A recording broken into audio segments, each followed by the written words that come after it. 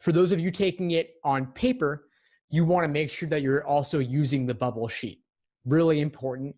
It does take time to bubble. So for those of you taking in June or July, June, you're definitely getting paper. July, you might get paper. And so figure out your bubbling strategy and kind of make sure that you allocate time for that.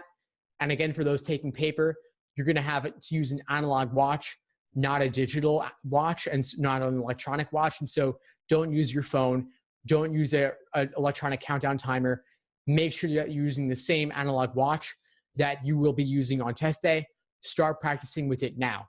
And especially for those taking paper, you have the ambiguity of how the proctor will ultimately enforce timing. So they might not give you enough time per section. They might not give you enough time for the break.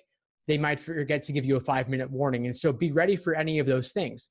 Practice, or at least be ready for the possibility that you might not get a full 35 minutes for each time sections. You might not get a full 15 minutes for the break. You might not get a 5-minute warning.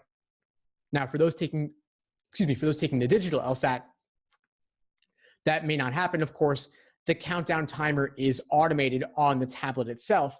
So the computer won't mess up your timing, but it is possible that the tablet will glitch in some way. And so be ready for that possibility. I did hear reports of the tablet glitching or having or freezing in the pilots. I hope they've worked that out, of course, but do be ready for anything. Other things to be ready for are a small desk, the room being uncomfortably hot or uncomfortably cold, the proctors being distracting, the proctors making noise, the proctors being on their phones, cell phones potentially ringing or beeping. And so just be ready for those things.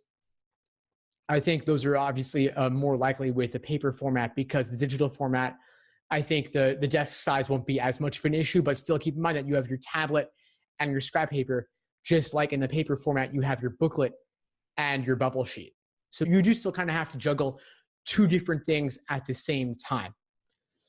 Now, for those of you doing paper, of course, you have your test prep books, you have your booklets. The booklet on test day will be pretty much the same deal. It'll just be on newsprint, which is a bit thinner than actual 8.5 by 11 standard white paper. So be ready for that difference. If you erase too vigorously, you might tear a hole in the page, for example. So be careful about that sort of thing.